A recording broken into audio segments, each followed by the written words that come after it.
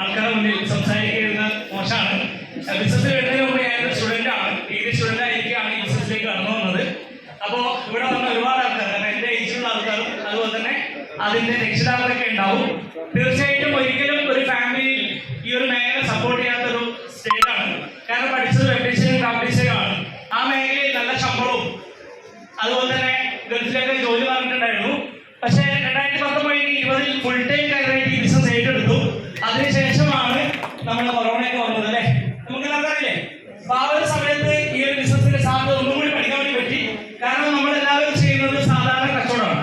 പക്ഷെ ഇന്ന് നിങ്ങൾക്ക് ഓപ്പർച്യൂണിറ്റി പരിചയപ്പെടുന്നത് കാലഘട്ട കച്ചവടമാണ്. ഓൺലൈനും ടെക്നോളജി ഉപയോഗിച്ച് ചെയ്യാൻ പറ്റുന്ന കച്ചവടമാണ്. അങ്ങനെ ഒരു 30,000 രൂപയുടെ പ്രൊഡക്റ്റ് എടുത്ത് സ്റ്റാർട്ട് ചെയ്ത വ്യക്തിയാണെങ്കിൽ ഇന്ന് 6 കോടിക്ക് മുകളിൽ കച്ചവടം ചെയ്യാൻ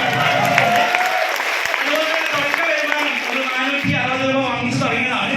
പക്ഷെ ഇതിന്റെ കമ്പനിയുടെ ഏറ്റവും ടോപ്പ് വരുമാനം 2,10,000 വരെ വാങ്ങിക്കാൻ പറ്റിയിട്ടുണ്ട്.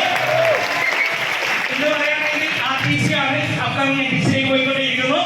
എന്തായാലും ഈ ബിസിനസ് വന്ന സമയത്ത് എന്നെ ഒരുപാട് ആൾക്കാർ കളിയാക്കിയിട്ടുണ്ട്. കാരണം പഠിത്തവും മറ്റുള്ള മേഖലയൊക്കെ ഒഴിവാക്കി എന്തുകൊണ്ട് ഈ ബിസിനസ് ചൂസ് ചെയ്തു. അവർക്കുള്ള മറുപടി പറയാം. 2.5 വർഷമായിട്ട് യൂസ് ചെയ്യുന്നത് ഒരു വെന്യൂടെ ബൈക്കിലാണ് 1.5 ലക്ഷത്തിന്റെ മേലെ വരുന്നത്.